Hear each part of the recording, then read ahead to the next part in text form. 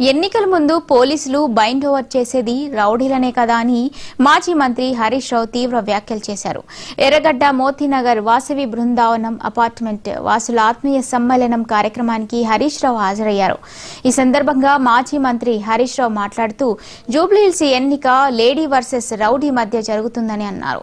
వాళ్ళది రౌడీ కుటుంబం కాకపోతే పోలీస్ స్టేషన్లో నవీన్ యాదవ్ కుటుంబ సభ్యులను ఎందుకు బైండ్ ఓవర్ చేశారని ప్రశ్నించారు. బైండ్ ఓవర్ చేసిన వాళ్ళని రౌడీ అనకపోతే ఏమంటారని అన్నారు. సునీత ఒక్కరు కాదని, సునీత వెంట కేసీఆర్ మొత్తం బీఆర్ఎస్ పార్టీ ఉందని అన్నారు. జూబ్లీహిల్స్ లో బీఆర్ఎస్ గెలిస్తే కాంగ్రెస్ ప్రజా వ్యతిరేక విధానాలు మార్చుకోవాల్సి ఉంటుందన్నారు. ఈ రోజు ప్రజలందరూ మళ్లీ బీఆర్ఎస్ ప్రభుత్వమే రావాలని కోరుకుంటున్నారని అన్నారు.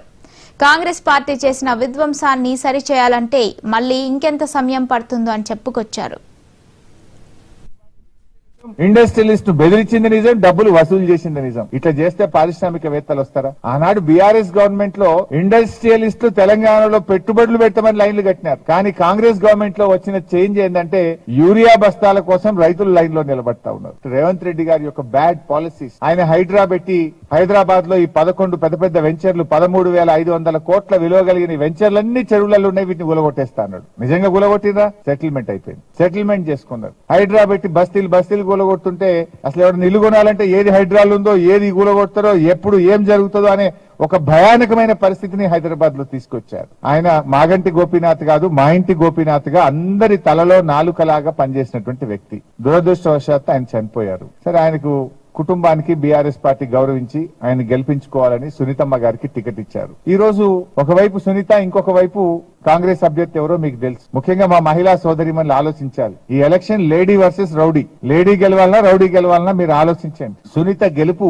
డెఫినెట్ గా రాష్ట్రానికి ఉపయోగపడాలి. నేను ఎందుకు ఈ మాట అంటున్నానంటే 2 సంవత్సరాలుగా ఈ ప్రభుత్వం పనిచేస్తుంది. అఫ్ కోర్స్ సునీత గెలిచిన కాంగ్రెస్ ప్రభుత్వం ఏం పడిపోదు. సునీత గెలిచిన మేమేదో వెంటనే బీఆర్ఎస్ గవర్నమెంట్ లోకి రాదు. బట్ ఒక కరెక్షన్ జరుగుతుంది. రేవంత్ రెడ్డి గారి ప్రభుత్వం తన తప్పిదాలను రివ్యూ చేసుకునే అవకాశం ఉంటుంది. ఈ రోజు ఏం జరుగుతా ఉంది? గూగుల్ ఎందుకు పోయింది అంటే ఆంధ్రప్రదేశ్ పోతే నాకు కోపం లేదు, కానీ నా తెలంగాణ మిస్ అయిందని బాధ కదా.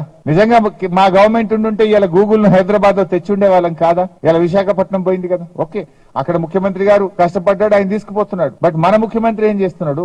ఎందుకు మీరు ఫెయిల్ అవుతున్నారు?